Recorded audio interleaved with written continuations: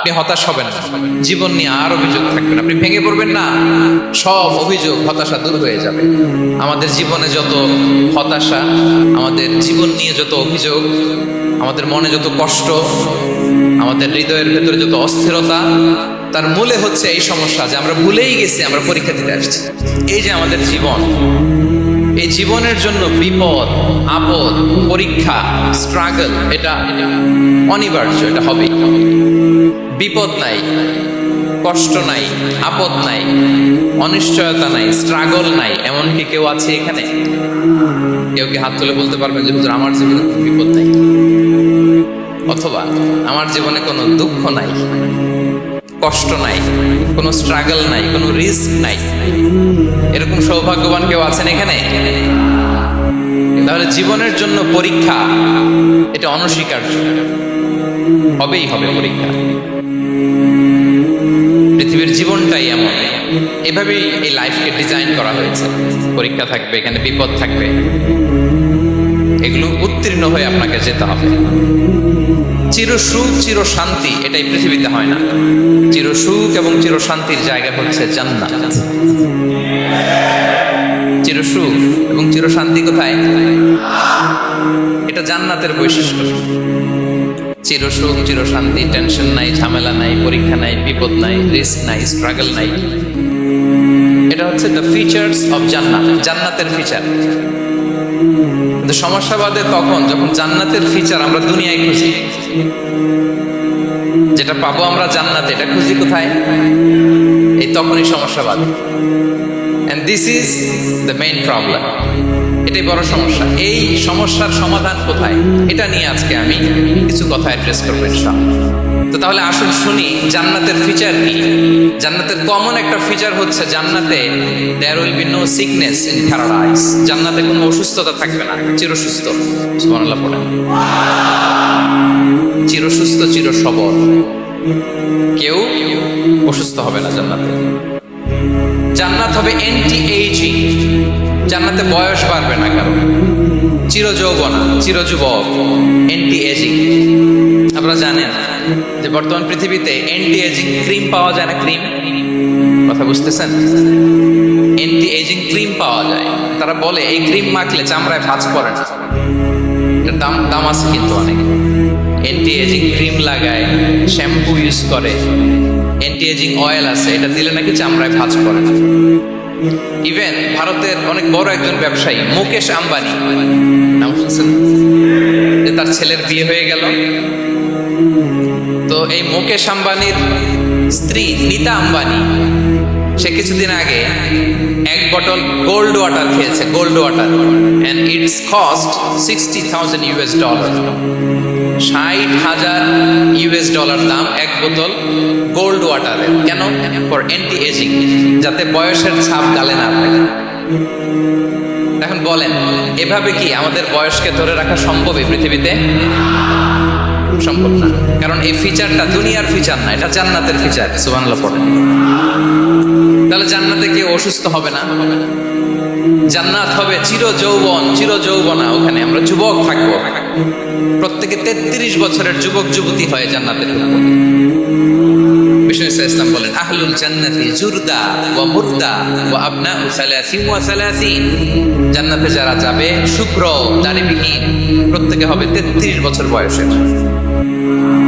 ওই যে 33 বছর বয়সে একবার ঢুকলেন, আর বয়স বাড়বে না, ওইটাই চিরকাল ওই বয়স পাবে। জান্নাতের আরেকটা ফিচার হচ্ছে নো ফ্রাস্ট্রেশন, কোনো চিন্তা নাই, দুশ্চিন্তা নাই, হাইপার টেনশন নাই, সজীব, প্রাণবন্ত। জান্নাতের আরেকটা ফিচার হচ্ছে there is no expiry date in জান্নাত। এক্সপায়ারি ডেট আছে? জান্নাতে যে ঢুকবো 7 দিনের জন্য চেক ইন, নাকি? চেক ইন কয় দিনের জন্য? 7 দিন, 10 দিন পরে চেক আউট করে ফেলবে, এরকম? নো এক্সপায়ারি ডেট, আজীবন। একবার এন্ট্রি পেলে বের হওয়ার টেনশন নাই। আল্লাহু আকবার। তাহলে no expiry date, brother, it's eternal. আজীবন থাকবেন, খালিদিনা ফিহা, চিরকাল থাকবেন। এবং জান্নাতের সবচাইতে গুরুত্বপূর্ণ ফিচার হচ্ছে there will be no death in জান্নাত। জান্নাতে আপনার আর মৃত্যু হবে না, মৃত্যুর বিদায় হবে। তার মানে আপনি অমর হবেন। তাহলে আপনি চির সুস্থ, চির সবল হবেন জান্নাতে, চির যুবক থাকবেন, প্রাণবন্ত থাকবেন, আপনি অমর হবেন, আপনি জান্নাতে মরবেন না। জান্নাতীরা যখন জান্নাতে যাবে ফেরেশতারা ডেকে বলবে, ইয়া আহলাল জান্নাতি ইন্না লাকুম আন তাসিহু ফালা তাসকুমু আবাদা। জান্নাতীরা চিরকাল সুস্থ থাকবে, অসুস্থ হবে না। ইন্না লাকুম আন তাশিবু ফালা তাহরামু আবাদা। তোমরা শাবাব থাকবা, বুড়া হবে না। ওয়া ইন্না লাকুম আন তাহইয়াউ ফালা তামুতু আবাদা। চিরকাল বেঁচে থাকবা, মরবা না। এবং সেদিন জান্নাতে মৃত্যু দেয়া হবে, মৃত্যু দেয়া হবে। ইউতাল মাউতু বিকাবশিন আমলাহ। একটা ছাগলের আকৃতিতে মৃত্যুকে আনা হবে। ফায়ুযবাহুল মাউত, মৃত্যুকে জবাই দেয়া হবে। এবার জান্নাতীরা তাকিয়ে থাকবে, ফেরেশতারা বলবে, ইয়া আহলাল জান্নাতি খুলুদুন ফালা মাউত। এ জান্নাতীরা চিরকাল এই জান্নাতে থাকবে। তাহলে জান্নাতের ফিচার পাইছেন? এখন কোন বোকা যদি এই ফিচার দুনিয়ায় খোঁজে, পাবে না। কারণ দুনিয়ার ফিচার আলাদা। দুনিয়ার ফিচার কি? এই দুনিয়াতে বিপদ আসবে, কষ্ট আছে দুনিয়াতে, হতাশা আছে, ভয় আছে, অসুস্থতা আছে, বার্ধক্য আছে, এবং এই দুনিয়ার একটা এক্সপায়ারি ডেট আছে না? দ্য ডে ইউ ডাই, যেদিন আপনি মারা যাবেন, এটা আপনার এক্সপায়ারি ডেট। চলে যেতে হবে। এই পৃথিবীতে মৃত্যুর অস্তিত্ব আছে। সবকিছু থমকে দিয়ে, আপনাকে চমকে দিয়ে মৃত্যু চলে আসবে, ঠিক কিনা বলেন? তাহলে এগুলো হচ্ছে দুনিয়ার ফিচার। এই দুনিয়াতে বিপদ আপদ, কষ্ট, ঝুঁকি, স্ট্রাগল, পার্থক্য, অসুস্থতা, এগুলো নিয়ে আমাদেরকে টিকে থাকতে হয়। এটা দুনিয়ার ফিচার, মিলাই ফেললে হবে না। জান্নাতের ফিচার একটা, দুনিয়ার ফিচার আরেকটা। দুনিয়াতে কষ্ট থাকবে, বিপদ আপদ থাকবে। এই দুনিয়ার ফিচারটা আল্লাহ তাআলা কোরআনের একটা আয়াতে খুব চমৎকার ভাবে উল্লেখ করেছেন। সেটা দিয়েই আমি আলোচনা শুরু করেছি। আল্লাহ তাআলা ইরশাদ করেছেন, ওয়ালা নাবলুওয়ান্নাকুম বিশাইইম মিনাল খাউফি ওয়াল জু'i ওয়া নাকসিম মিনাল আমওয়ালি ওয়াল আনফুসি ওয়াস সামারাত ওয়া বাশশিরিস সাবিরিন। আল্লাহ তাআলা বলছেন, অবশ্যই আমি তোমাদেরকে পরীক্ষা করব, ভয় দিয়ে, ক্ষুধা দিয়ে, সম্পদের ঘাটতি দিয়ে, আতঙ্ক দিয়ে, প্রাণনাশ দিয়ে, ফল ফসলের হানি দিয়ে পরীক্ষা করবে। কিন্তু এই পরীক্ষায় যারা উত্তীর্ণ হবে, যারা সবর ইখতিয়ার করবে, ওয়াবাশশিরিস সাবিরিন, ধৈর্যশীলদের জন্যই হচ্ছে সুসংবাদ। আলহামদুলিল্লাহ পড়েন। তাহলে সম্মানিত সুধী, আমরা বুঝতে পারলাম এই পৃথিবীর ফিচার হচ্ছে এখানে বিপদ থাকবে, বিপদ ছাড়া কেউ থাকবে না। স্ট্রাগল থাকবে, কষ্ট থাকবে, ঝুঁকি থাকবে, রিস্ক থাকবে, এবং নানা ধরনের বিপদ আপদ দিয়ে আল্লাহ তাআলা আমাদেরকে পরীক্ষা করবেন। এটা মাস্ট, এটা আমাদের মাইন্ডসেটে নিয়ে নিতে হবে। মাইন্ডসেটে এটা ক্লিয়ার থাকতে হবে। চিরসুখ চিরশান্তি এই দুনিয়াতে মিলবে। কোথায় মিলবে তাহলে এটা? তাহলে বিপদ আসবেই, আপদ আসবেই, পরীক্ষা থাকবেই আমাদের জীবনে। তবে ইন্টারেস্টিংলি মজার বিষয় হচ্ছে পরীক্ষাটা এক একজনের এক এক রকম। পুরো পৃথিবীটা একটা পরীক্ষা ক্ষেত্র, কিন্তু কারো প্রশ্নপত্রের সাথে কারো প্রশ্নপত্রের কোনো মিল নাই। সুবহানাল্লাহ। আমার পরীক্ষা একরকম, আপনার পরীক্ষা আরেক রকম, ওই ভাইয়ের পরীক্ষা আরেক রকম, ওনারটা আরেক রকম। সবাই পরীক্ষার্থী, কিন্তু কারো প্রশ্নপত্রের সাথে কারো প্রশ্নপত্রের কোনো মিল নাই। কারোর জন্য পরীক্ষা হচ্ছে সে খুব অসুস্থ, প্রচন্ড অসুস্থতা, তার জন্য পরীক্ষা। ক্যান্সারের রোগী, দুরারোগ্য ব্যাধি, ডক্টর বলছে 4th স্টেজে চলে আসছে, কয়েক মাস বাঁচতে পারে, এটা তার জন্য পরীক্ষা।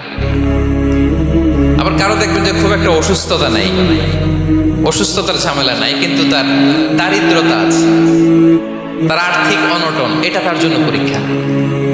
আবার কারো দেখবেন অসুস্থতাও নাই, দারিদ্রতাও নাই, তার দাম্পত্য জীবনের সমস্যা আছে না নাই? অনেকের দেখবেন এগুলো কোনোটাই সমস্যা না, তার ছেলে কথা শোনে না, মাদকাসক্ত, মাদকাসক্ত, রিহ্যাবে পাঠায়, আবার আসে, আবার গাঁজা খাওয়া শুরু করে, আছে না নাই বলেন? দেখেন তার পরীক্ষাটা আবার আলাদা। অনেকের দেখবেন মেয়ে বাবার কথা শোনে না, আবার অনেকের দেখবেন যে ব্যবসায় সমস্যা, লসের পর লস, লাভ উঠাতে পারে না। তাহলে পরীক্ষা ছাড়া, বিপদ আপদ ছাড়াই দুনিয়াতে কেউ নাই, কেউ নাই প্রিয় ভাই। এটা আমাদের মাথায় রাখতে হবে। পরীক্ষা আপনাকে দিতেই হবে, পরীক্ষা দিয়ে দিয়েই নিজেকে প্রমাণ করতে হবে। আর এক একজনের পরীক্ষাটা এক এক রকম, কারো পরীক্ষার সাথে কারো পরীক্ষার কোনো মিল থাকবে না। তো মাঝে মাঝে আমরা এটা ভুলে যাই। আল্লাহ তাআলা কালামে পাকে রিমাইন্ডার দিয়ে আমাদেরকে স্মরণ করিয়ে দিতে চান যে এই পৃথিবীতে আসলে তোমরা এসেছো পরীক্ষা দিতে। এটাই জীবনের বড় বাস্তবতা।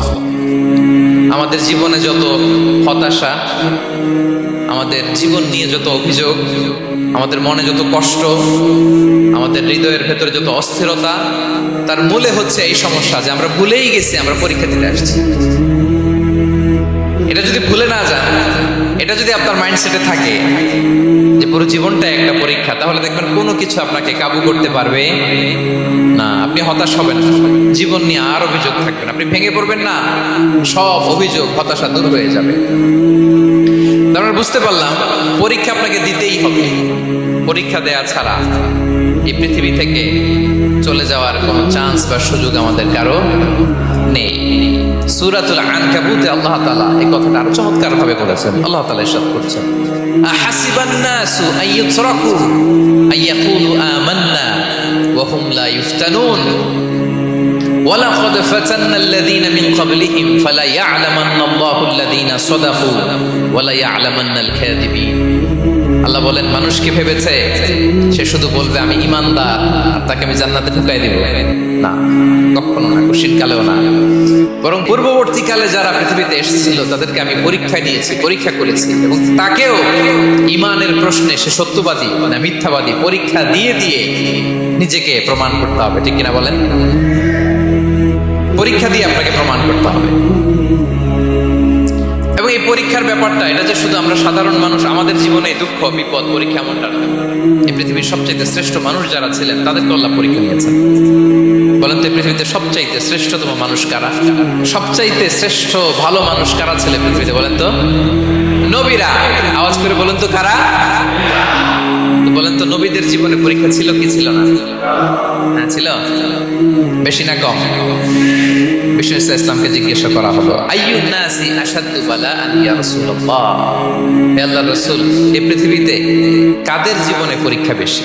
বিষ্ণু ইসলাম বললেন, আল আম্বিয়া, নবীদের জীবনে। আল আম্বিয়া সুম্মাল আমসাল ফাল আমসাল, সবচাইতে জীবনে পরীক্ষার সম্মুখীন সবচাইতে বেশি হয়েছেন নবীরা। তারপরে নবীদের পরবর্তী অবস্থান যাদের, সিদ্দিকীন যারা, সোহাদা যারা, সলিহীন যারা, আল্লাহওয়ালা যারা, তাদের জীবনে পরীক্ষা বেশি। ইউবতালার রাজুলু আলা হাসাবি দীনি, ব্যক্তির দিনদারি যত বেশি তার জীবনে আল্লাহর পরীক্ষাও তত বেশি। আপনি আল্লাহওয়ালা হবেন, আপনার জীবনে পরীক্ষাও অনেক বেশি। এজন্য ইমানদার হওয়া যেমনি মর্যাদার, ইমানদারের জীবনে পরীক্ষাও হবে অনেক বেশি। এবং পরীক্ষা যত বড়, খেয়াল রাখতে হবে, মন খারাপ করার কোনো সুযোগ নেই। পরীক্ষা যার জীবনে যত বড়, সেটাতে সফল হতে পারলে ওটার প্রতিদানও বড়। পরীক্ষা যত বড়, এটাতে সাকসেস হইতে পারলে এটার রিওয়ার্ডও তত বড়। বিষ্ণু ইসলাম বলেন, ইযামুল জাযাই মা ইযামিল বালা, বালা যত বড় জাযাও তত বড়, প্রতিদানও তত বড়। আপনারা নবীদের জীবনে যদি খেয়াল করেন, দেখবেন যেই নবীর জীবনে পরীক্ষা যত বেশি, সেই নবীর জীবনে সফলতাও তত বেশি। সাইয়েদনা ইব্রাহিম আলাইহিস সালামের কথাটা একটু খেয়াল করেন তো, বলেন তো ওনার জীবনে পরীক্ষা কেমন ছিল, বেশি না কম? ওনার জীবনের পরীক্ষা থেকেই তো আমরা এই শব্দটা ব্যবহার করি, আমরা বলি অগ্নি পরীক্ষা। কি বলি? মানে আগুনে নিক্ষেপ করা হয়েছে সাইয়েদনা ইব্রাহিম আলাইহিস সালামকে, তাও স্বাভাবিকভাবে না, উলঙ্গ করে, নেকেট করে ওনাকে অপমানিত করবার জন্য ওনার গায়ের জামা কাপড় খুলে উলঙ্গ অবস্থায় আল্লাহর খলিল সাইয়েদনা ইব্রাহিম আলাইহিস সালামকে অগ্নিকুণ্ডে নিক্ষেপ করা হয়েছে। এরকম এক্সপেরিয়েন্স এই অডিটোরিয়ামের ভেতরে আমাদের কখনো হয়েছে? তাহলে সাধারণ মানুষের জীবনের পরীক্ষা আর নবীদের জীবনের পরীক্ষার মধ্যে পার্থক্য আছে না নাই? ওই পরীক্ষায় উনি পাশ করে ফেললেন। 86 বছর পর্যন্ত আল্লাহর কাছে দোয়া করলেন, আল্লাহ আমাকে একটা নেককার সন্তান দাও। আল্লাহ সন্তান দেয় না। 86 বছর পরে আল্লাহ তাআলা সাইয়েদনা ইব্রাহিম আলাইহিস সালাম এবং হাজারের ঘরকে উজালা করে সন্তান দিলেন। সাইয়েদনা ইসমাঈল আলাইহিস সালাম পৃথিবীতে আসলেন কত বছর বয়সে? 86 বছর বয়সের এখানে কেউ আছেন? হ্যাঁ, আছি আমরা? কেউ নাই। 86 বছর বয়সে প্রথম সন্তান পেয়েছে। তাদের ঘরকে উজালা করে আল্লাহর নবী সাইয়েদনা ইসমাঈল আলাইহিস সালাম আসলেন। এবার আল্লাহ বললেন, যাও স্ত্রীকে আর এই কলিজার টুকরা সন্তানকে থাকো তো প্যালেস্টাইনে, প্যালেস্টাইন থেকে ১,৫০০ কিলোমিটার দূর দ্য ব্যারেন ল্যান্ড, ওই মক্কার ধুধু মরু প্রান্তরে রেখে আস, যেখানে কেউ নাই, মানুষ নাই, গাছ নাই, পাখি নাই, পানি নাই, যাও রেখে আস।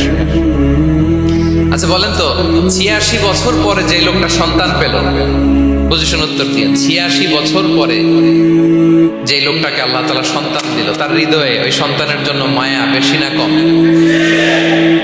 এমনি তো আমাদের প্রথম সন্তানের হিস্ট্রিটা একটু খেয়াল করেন তো। প্রথম আমাদের যে মেয়ে হয়েছিল বা যাদের ছেলে হয়েছিল, তার প্রতি আদর, সোহাগ, দরদ, ভালোবাসা, আল্লাহ কত ছিল। ৮৬ বছর বয়স আল্লাহ তাআলা ওনাকে সন্তান দিলেন, দিয়ে বললেন, যাও হাজারকে আর ইসমাঈলকে মক্কার ধুধুমরু প্রান্তরে রেখে আস। আল্লাহ তাআলা বলতে দেরি, চলে যেতে দেরি নাই, মুহূর্তে উনি রওনা হয়ে গেলেন। সুবহানাল্লাহ বলবেন না? রেখে আসলেন মক্কার ধুধুমরু প্রান্তরে। এবার আল্লাহ বললেন, যাও রিটার্ন ব্যাক টু প্যালেস্টাইন, প্যালেস্টাইনে চলে গেলেন। হৃদয়টা ভেঙে খান খান। অনেক বছর পরে আল্লাহ তাআলা আবার অনুমতি দিলেন, যাও এবার ছেলেকে দেখে আসতে পারো, যাও প্যালেস্টাইন থেকে আবার মক্কায় যাও।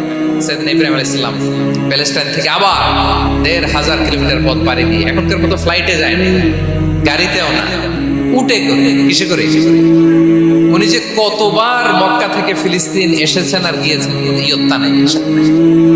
গেলেন, এবার ছেলেটা হাঁটতে পারে, দৌড়াতে পারে, একটু একটু কথা বলতে পারে, আব্বু আব্বু ডাকতে পারে। কেমন মায়া লাগে বলেন তো?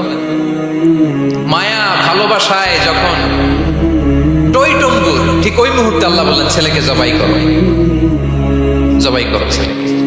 আল্লাহ তাআলা বলতে দেরি করেছেন, আল্লাহর আদেশ পালনে ১ সেকেন্ডও তিনি দেরি করেন নাই।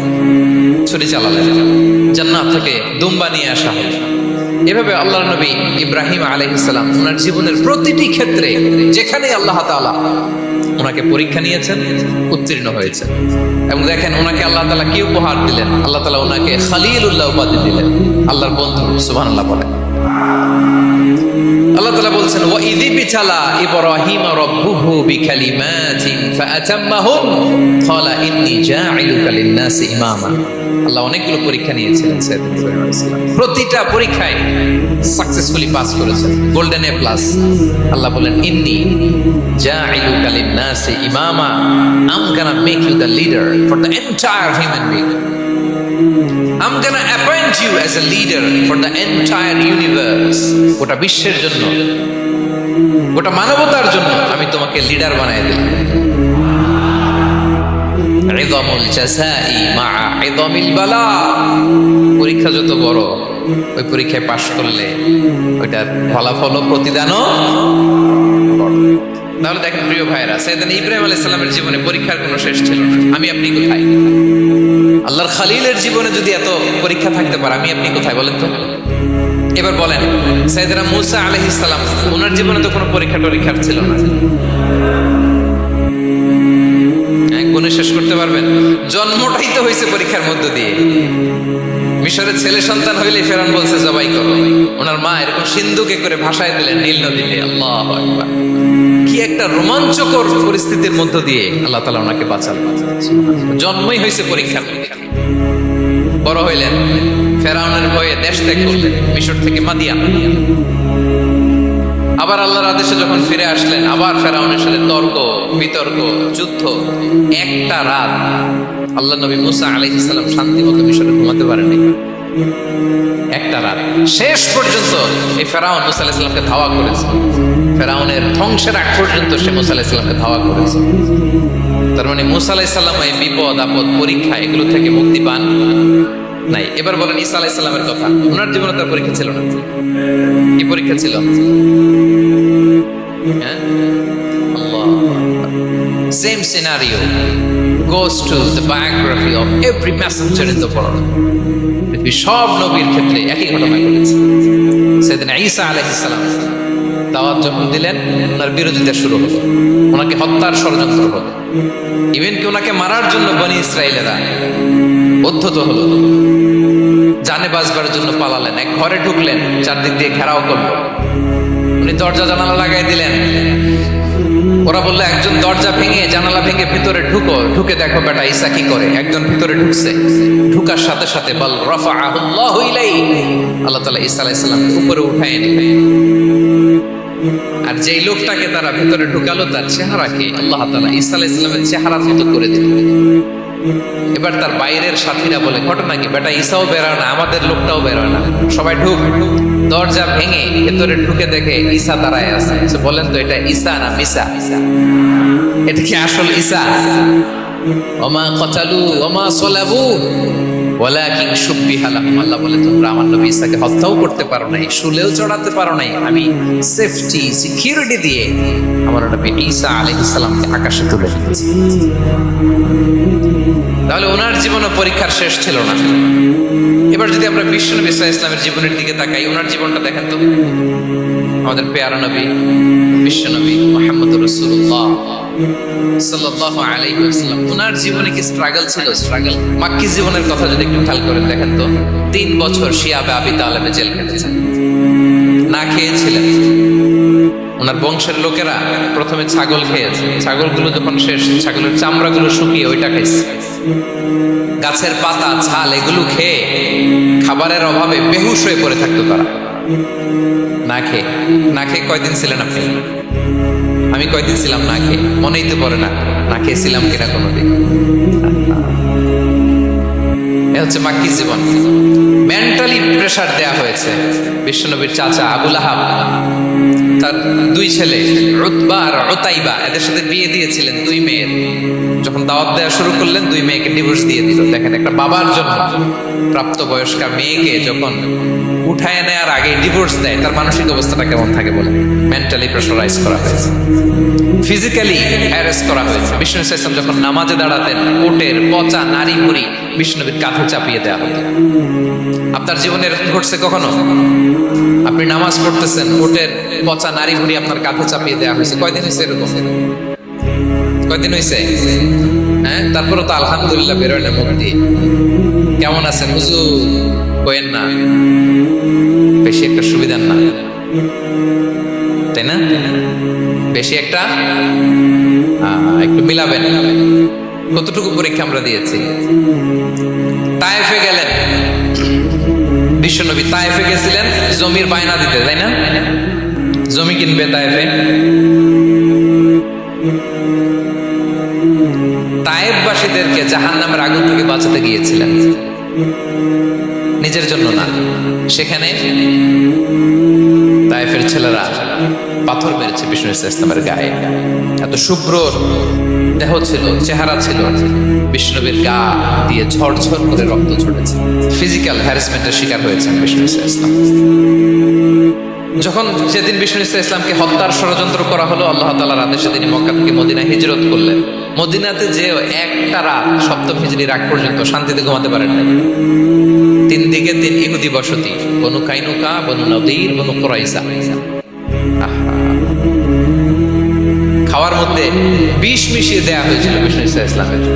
বাজুর, খাসির বাজুর রান পছন্দ করতেন এক ইহুদি মহিলা। বিষ্ণু ইসলামের ওই রানের মধ্যে বিষ মিশিয়ে দিয়েছিল। ওই বিষের যন্ত্রণায় মৃত্যুর আগ পর্যন্ত বিষ্ণুনবী কাতরাতেন।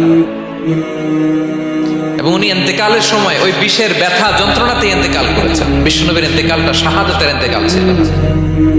বিষ্ণু ইসলাম বলেছেন, ওই যে খায়বার এলাকার ওই মহিলা যে আমার খাবারে বিষ মিশিয়েছিল, সেই বিষের যন্ত্রণা, বেদনা, কষ্ট আমি অনুভব করছি। খেয়ে না খেয়ে দিন প্রচারের কাজে নিজেকে দিয়েছ বিলিয়ে, তায়েফের কাফিরেরা চিনল না সে আলো, দুষ্ট ছেলেদের পিছু দিল লেলিয়ে, পাথরের আঘাতে ক্ষত বিক্ষত হয়ে সারা শরীর থেকে রক্ত ঝরে। হে রাসূল তোমাকে ভুলি আমি কেমন করে, হে রাসূল তোমাকে ভুলি আমি কেমন করে। হাজার ব্যথা বেদনার পরে ফিরে আসনি তুমি আপন ঘরে, দিনের আলো তুমি ছড়িয়ে দিতে চলে গেলে মদিনায় মক্কা ছেড়ে।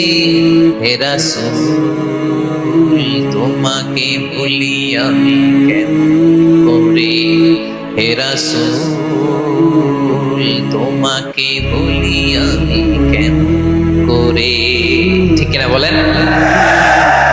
একটা রাত শান্তির ঘুম তিনি দিতে পারেন নাই। প্রিয় ভাইয়েরা, তাহলে আমরা কি বুঝলাম? বিশ্বনবীর জীবনে পরীক্ষা ছিল কি ছিল না? আমাদের উপায় আছে? আমরা বাঁচতে পারবো এই বিপদ আপদ পরীক্ষা ঝঞ্ঝাল থেকে? বাঁচতে চাইলেও বাঁচতে পারবো? পারবো। ইমাম মালিক আলাইহি রাহমাত নাম শুনেছেন? ইমাম মালিক, ওনার জ্ঞান থেকে লাখো লাখো মানুষ উপকৃত হয়েছে, কোটি কোটি মানুষ উপকৃত হয়েছে। মদিনার রাস্তায় রশি দিয়ে ওনাকে টেনে হিচড়ে এক এলাকা থেকে আরেক এলাকায় নিত জালেম বাদশাহ ইমাম মালিক আলাইহি রাহমাত। ইমাম আহমদ ইবনে হাম্বল, ওনাকে বেত্রাঘাত করা হতো, চাবুক দিয়ে পেটানো হতো। আমাদের মাযহাবের ইমাম আল ইমাম আল আ'যাম আবু হানিফা আলাইহি রাহমাত, ওনাকে কারাবন্দী করা হয়েছে। তার মানে দেখেন, যত বড় বড় স্কলার, যত বড় বড় মাশায়েখ, এমনকি আম্বিয়া আলাইহিস সালাম, ওনারাও পরীক্ষা বিপদ আপদ থেকে রেহাই পান। পাইছে? তাহলে আপনি আর আমি পাবো? বলেন তো। তাহলে এটা আমাদের ব্রেইনে গেঁথে নিতে হবে যে জীবন মানেই এখানে বিপদ থাকবে, পরীক্ষা থাকবে, স্ট্রাগল করে করে আমাকে আগাতে হবে। কেউ আমার জন্য রেড কার্পেট বিছিয়ে রাখবে না। এই জীবনটা বড় জটিল। This is life, how it's design. এভাবেই পৃথিবীকে ডিজাইন করা হয়েছে। এখানে বিপদ আছে, কষ্ট আছে।